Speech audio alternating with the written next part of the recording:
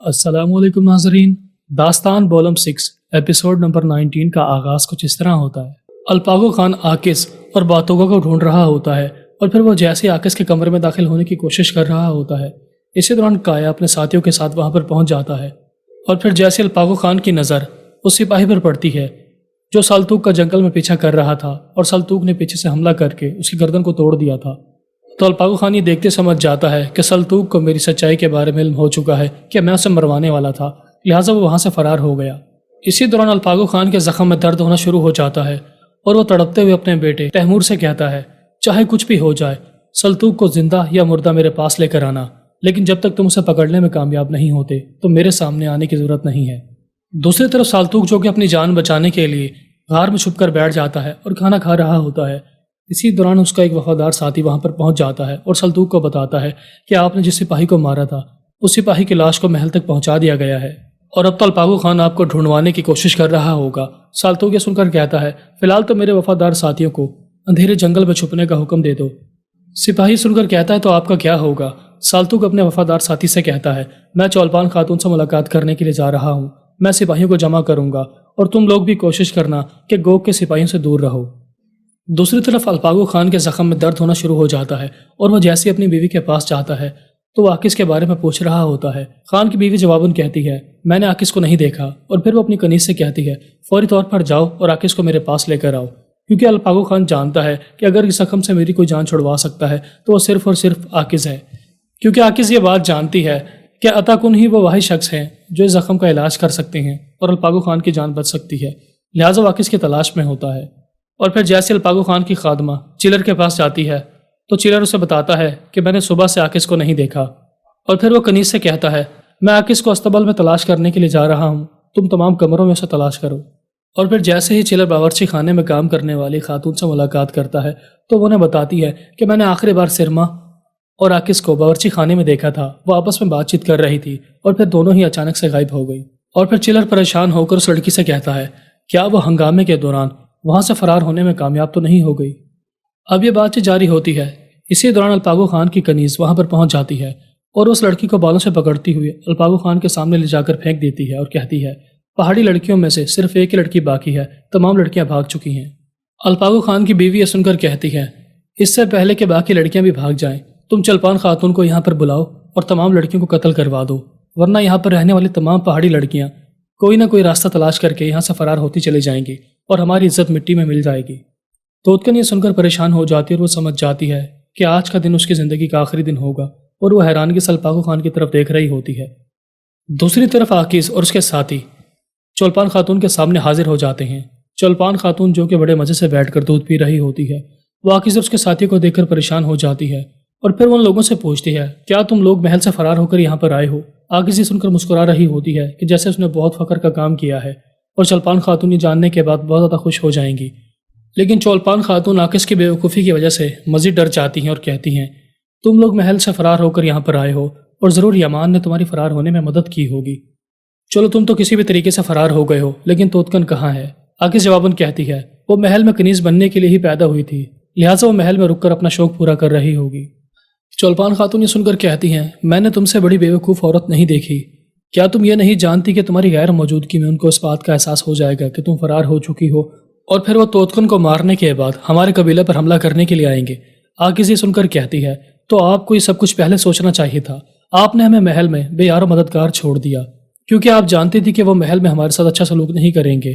لہٰذا ہر کسی کو اپنی جان پیاری ہے، ہم آزادی حاصل کرنے کے لیے فرار ہو گئے، اب ہمارے پاس لڑنے کے علاوہ کوئی چارہ نہیں ہے۔ چولپان خاتون یہ سن کر کہتی ہیں، تم کس لڑائی کے بارے میں بات کر رہی ہو؟ یہ تو ایک طرفہ لڑائی ہوگی، ہم ہار جائیں گے۔ آکس یہ سن کر کہتی ہے، میں داغ قبیلے کی خاطر لڑ رہی ہوں۔ چولپان خاتون یہ سن کر کہتی ہیں، یہ کس قسم کی بکواس ہے؟ تم نے ایسا کیا کارنامہ سر انجام کر دیا جس کی وجہ سے تم کہہ سکتی ہو کہ تم داغ قبیلے کی عزت کی خاطر لڑ رہی ہو، بلکہ تم نے تو میرے ساتھ بغاوت کی ہے۔ آکس یہ سن کر کہتی ہیں، میں نے کوئی بغاوت نہیں کی ہے، میں آپ کی بہن طلسم خاتون کی بے گناہی ثابت کرنے کے لیے لڑ رہی ہوں، اور طور میں داغ قبیلے کی عزت بچانا چاہتی ہوں، جس طرح میرے والد صاحب نے اپنا آخری لمحے میں داغ قبیلے کی عزت بچانے کی خاطر اپنی جان قربان کر دی۔ چولپان خاتون حیرانگی سے آکس کی طرف دیکھ رہی ہوتی ہے کہ یہ کس قسم کی باتیں کر رہی ہے، اور پھر آکس کے پاس وہ خط ہوتا ہے جس پر داغ سلطنت کی مہر لگی ہوتی ہے، اور پھر آکس چولپان خاتون کو وہ خط دکھاتے ہوئے کہتی ہے، یہ وہی خط ہے جس میں داغ قبیلے کی طرف سے غداری کی گئی تھی، آپ اس بات کی تصدیق کر سکتی ہیں۔ اور پھر جیسے چولپان خاتون اس مہر کی طرف دیکھتی ہے تو وہ کہتی ہے، یہ تو واقعی ہمارے قبیلے کی مہر ہے، اور یہ مہر میرے والد صاحب استعمال کیا کرتے تھے۔ اور پھر آکس چولپان خاتون کو بتاتی ہے، یہ کبوتر کے ذریعے ہم تک بھیجا گیا تھا۔ یہ سنتے ہی چولپان خاتون پریشان ہو جاتی ہیں اور وہ آکس سے کہتی ہیں، تم جانتی ہو کہ ہم پیغام رسائی کے لیے کبوتر کی بجائے عقاب کا استعمال کرتے ہیں، اس کا مطلب یہ خط آپ کے پاس کسی اور نے بھیجا ہے جو کہ اس پورے واقعے کے بارے میں جانتا ہے۔ اور تو اور وہ شخص جانتا تھا کہ طلسم خاتون بے گناہ ہی مار دی گئی تھی۔ اس کا مطلب یہ ہے کہ محل میں کوئی غدار موجود ہے، اور وہ خانوں میں سے کوئی ایک خان ہے جس کی وجہ سے طلسم خاتون کو بے گناہ ہی قتل کر دیا گیا۔ بلاخر چولپان خاتون آکس کی یہ باتیں سننے کے بعد سمجھ جاتی ہیں کہ محل میں کوئی طاقتور انسان موجود ہے جو کہ آکس کی مدد کر رہا ہے۔ اور پھر آکس یہ تمام باتیں سن کر خاموش ہو جاتی ہیں تو چولپان خاتون کہتی ہیں، میرا اندازہ بالکل ٹھیک ہے، اسی نے میری جان بچائی تھی جب الپاگو خان مجھے مارنے ہی والا تھا۔ اگر میں جھوٹ نہ بولتی تو میں پکڑی جاتی اور یوں میرے ساتھ ساتھ میرا پورا قبیلہ تباہ و برباد کر دیا جاتا۔ آکس یہ سن کر کہتی ہے، اس بات کو چھوڑیں کہ میری مدد کون کر رہا ہے، وہ ایک راز ہے، لیکن مجھے توغائے خان کی مہر چاہیے تاکہ میں اس بات کو ثابت کر سکوں کہ توغائے خان کی مہر اصلی نہیں بلکہ جعلی تھی اور طلسم خاتون کو بے گناہ پھنسا کر مروا دیا گیا تھا۔ چولپان خاتون یہ سن کر کہتی ہیں، میں اپنے والد کی مہر تمہیں نہیں دے سکتی کیونکہ میں نے وہ مہر اور تلوار بابا کی لاش کے ساتھ ہی اسے دفنا دیا تھا۔ یہ سنتے ہی آکس اس قبر کو کھودنے کے لیے آگے جاتی ہے تو چولپان خاتون آکس کو روکتے ہوئے کہتی ہیں، تم تو بہت ہی بیوقوف قسم کی لڑکی ہو، تم جانتی ہو کہ بہت ہی جلد یہاں پر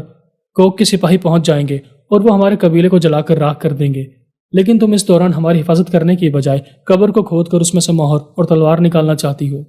آکس یہ سن کر کہتی ہے، آپ کو پریشان ہونے کی ضرورت نہیں ہے، اس سے پہلے کہ گوگ کے لوگ یہاں پر آ کر ہمارے قبیلے پر حملہ کریں، میں اس سے پہلے ہی ہماری بے گناہی کا ثبوت لے کر یہاں پر حاضر ہو جاؤں گی۔ جب تک میں واپس نہیں آتی سرما یہیں پر رکے گی اور قبیلے کی حفاظت میں آپ کا ساتھ دے گی۔ بلاخر آکس چاہتے ہوئے کہتی ہے، تمہارے پاس ابھی موقع ہے، مجھے مار دو یا پھر مجھے ہمارے قبیلے کی عزت بچانے کا آخری موقع دے دو۔ بلاخر آکس کی باتیں سننے کے بعد چولپان خاتون آکس کا ساتھ دینے کے لیے تیار ہو جاتی ہیں اور کہتی ہیں، قبر کھودنے کا تمام سامان میرے ساتھ لے کر قبرستان کی طرف روانہ ہو جاؤ۔ اور پھر جیسے وہ تمام خواتین اس قبرستان کی طرف جا رہی ہوتی ہیں تو کایا بھی انہیں گزرتے ہوئے دیکھ لیتا ہے کیونکہ وہ بھی ان کے قبیلے کی طرف جا رہا ہوتا ہے، لہٰذا جیسے اس کی نظر آکس پر پڑتی ہے تو وہ اپنے ساتھیوں سے کہتا ہے، ان کا پیچھا کرو، ان دو خاتون کو پکڑ لینا پورے قبیلے کو آگ لگانے سے بہتر ہے۔ دوسری طرف جیسے ہی کوز بیک ہوش میں آتا ہے تو وہ پیچھے مڑ کر دیکھتا ہے کہ بچہ سو رہا ہے، تو وہ پہرے دار کو اشارہ کرتا ہے کہ میں تم سے پانی مانگوں گا، تم پانی لینے کے بہانے یہاں سے چلے جانا اور پھر میں اس بچے سے بات کروں گا۔ بلاخر کوز بیک ناٹک کرتے ہوئے پانی پانی پکارنا شروع ہو جاتا ہے اور پہرے دار سپاہی کوز بیک کے لیے پانی لینے کے لیے وہاں سے دور چلے جاتے ہیں۔ اور پھر جیسے وہ بچہ کھڑا ہوتا ہے تو اس کی نظر پانی پر پڑتی ہے تو وہ کہتا ہے، پانی تو یہیں پر پڑا ہے، اور پھر وہ بچہ پانی اٹھا کر کوز بیک کو پلانا شروع ہو جاتا ہے۔ کوز بیک جیسے ہی پانی پیتا ہے تو کھانستے ہوئے کہتا ہے، تم کون ہو اور یہاں پر کیا کر رہے ہو؟ بچہ کوز بیک سے پوچھتا ہے، کیا تم دو سر والے بھیڑیے کے پنجے کے دوست ہو؟ کیا تم اسے جانتے ہو؟ کوز بیک کھانستے ہوئے کہتا ہے، تم بہت ہی چلاک قسم کے بچے ہو، تمہیں جان بوجھ کر میری جاسوسی کرنے کے لیے یہاں پر بھیجا گیا ہے تاکہ تم باتوں باتوں میں سچائی گلوا سکو۔ میں تمہیں دو سر والے بھیڑیے کے بارے میں کچھ نہیں بتاؤں گا۔ بچہ یہ سن کر کہتا ہے، یہ بات غلط ہے، تم شاید دو سر والے بھیڑیے کے بارے میں جانتے ہو، لیکن میں نے تو ان لوگوں کو صرف اتنا ہی کہا تھا کہ تم نے غلط لڑکی کو پکڑا ہے، اور محل کے لوگ یہ سمجھتے ہیں کہ میں دو سر والے بھیڑیے کے بارے میں جانتا ہوں۔ کوز بیک یہ سن کر ناٹک کرتے ہوئے کہتا ہے، تم میری نظروں سے دور ہو جاؤ، اگر تم واقعی دو سر والے بھیڑیے کے بارے میں جانتے ہو تو تم ان لوگوں کو کبھی نہیں بتاؤ گے، کیونکہ میں نہیں چاہتا کہ دو سروں والا بھیڑیا پکڑا جائے۔ بچہ یہ سن کر ڈر جاتا ہے اور پانی کا مشکیزہ لے کر پیچھے کی طرف ہٹ جاتا ہے۔ دوسری طرف محل کے باہر ایک شرابی انسان تماشا لگانا شروع ہو جاتا ہے کہ مجھے الپاگو خان سے ملاقات کرنی ہے۔ پہرے دار سپاہی سن کر اس شخص کو دھکا دیتا ہے اور کہتا ہے، دفع ہو جاؤ، تم نشے میں ہو، ہم تمہاری بات نہیں سن سکتے۔ شرابی پتھر اٹھا کر پہرے دار کو مارنا شروع ہو جاتا ہے اور کہتا ہے، تم لوگ کیسے پہرے دار ہو؟ تم لوگ ہماری جان کی حفاظت بھی نہیں کر سکتے۔ میں الپاگو خان سے ملاقات کرنے کے لیے آیا ہوں، جب تک میں ان سے ملاقات نہیں کروں گا میں یہاں سے جانے والا نہیں ہوں، کیونکہ ہمارے لوگ بھوک کی وجہ سے مر رہے ہیں۔ یہ بحث اس قدر بڑھ جاتی ہے کہ الپاگو خان کا ایک وزیر وہاں پر پہنچ جاتا ہے اور وہ شرابی کے مسئلہ معلوم کرنے کے بعد کہتا ہے، یہ تو شرابی ہے، صرف شور مچانے کے لیے آیا ہے، اسے اٹھا کر زندان میں پھینک دو، اس کی عقل ٹھکانے آ جائے گی۔ ایک طرف وہ شرابی کو گرفتار کرنے کے بعد زندان کی طرف لے کر جا رہے ہوتے ہیں تو دوسری طرف وہ بچہ کوز بیک کو پانی پلا رہا ہوتا ہے اور پھر کوز بیک بچے سے کہتا ہے، تم بھی دو سر والے بھیڑی کے بارے میں کسی کو مت بتانا، چاہے یہ لوگ مجھے مار ڈالیں میں بھی نہیں بتاؤں گا۔ یعنی کہ کوز بیک بچے سے بات چیت کے دوران سچائی گلوانے کی کوشش کر رہا ہوتا ہے کہ کیا وہ بچہ واقعی دو سر والے بھیڑی کے بارے میں جانتا بھی ہے یا نہیں۔ اور پھر کوزبیک بچے سے پوچھتا ہے، میں نے 2 سر والے بھیڑیے کا اصلی چہرہ دیکھا ہے، لیکن میں یہ نہیں جانتا کہ وہ کہاں پر ہوگی۔ بچہ یہ سن کر پریشان ہو جاتا ہے، اس سے پہلے کہ بچہ کوزبیک کو کچھ بتا پاتا کہ 2 سر والے بھیڑیے کا پنجہ کہاں پر چھپی ہے۔ اسی دوران اس زندان میں شرابی کو پکڑ کر پھینک دیا جاتا ہے۔ شرابی کو دیکھتے ہی کوزبیک دل میں سوچتا ہے، ابھی بچہ مجھے سچائی بتانے ہی والا تھا، لیکن اچانک سے یہ شرابی زندان میں کہاں سے ٹپک پڑا۔ شرابی آتے شور مچانا شروع ہو جاتا ہے کہ تم لوگ بہت ہی گھٹیا قسم کے لوگ ہو، اور ہمارے خان کو بھی ہمارے لوگوں کی پرواہ نہیں ہے۔ ہمارے لوگ بھوک پیاس سے مر رہے ہیں، لیکن خان اپنی عیاشیوں میں لگا ہوا ہے۔ اور پھر جیسے وہ شرابی الٹی سیدھی بکواس کرتا ہوا اس بچے کے پاس جاتا ہے تو وہ بچے کے کان میں گرتے ہوئے کہتا ہے،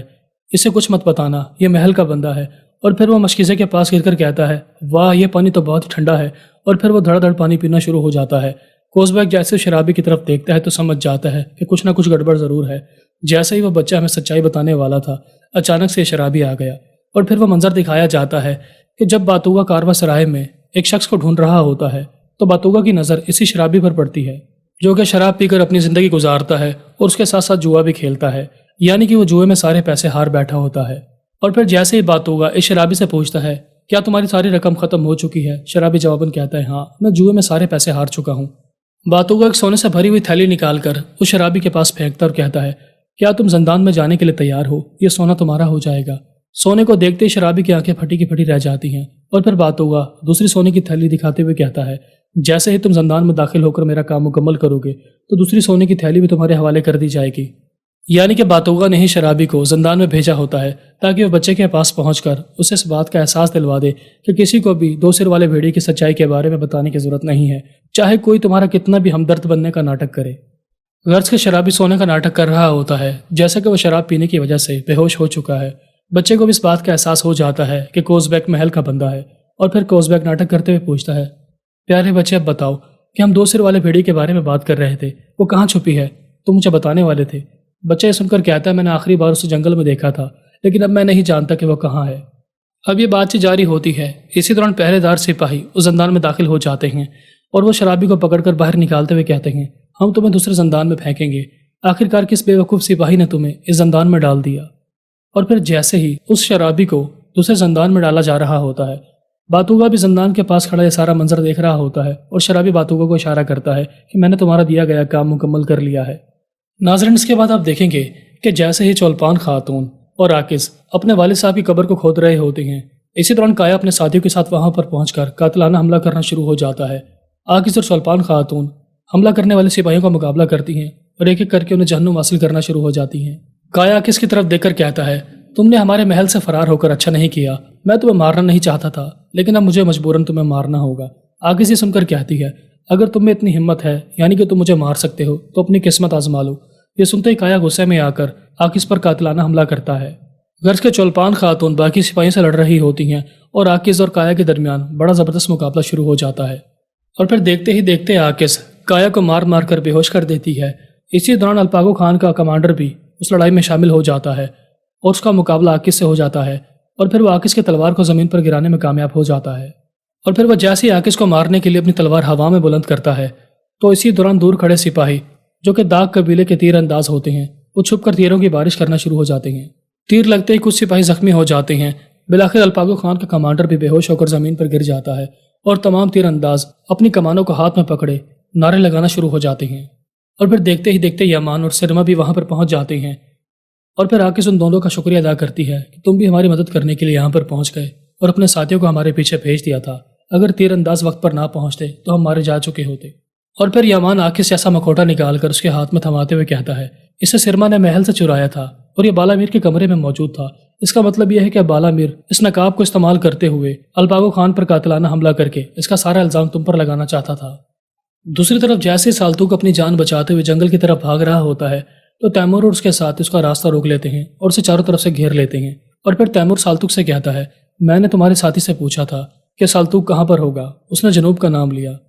یعنی میرا شک صحیح نکلا، تم شمال کی طرف جا رہے تھے۔ اس نے ہم سے جھوٹ بولا۔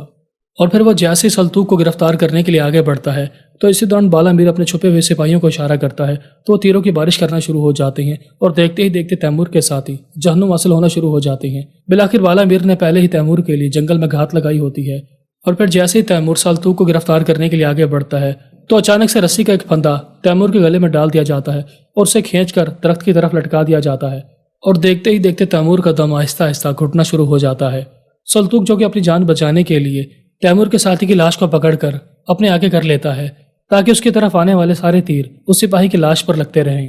بالآخر بالا میر عاکس جیسا نقاب ہاتھ میں پکڑے یہ سارا منظر دیکھ کر بہت خوش ہو رہا ہوتا ہے۔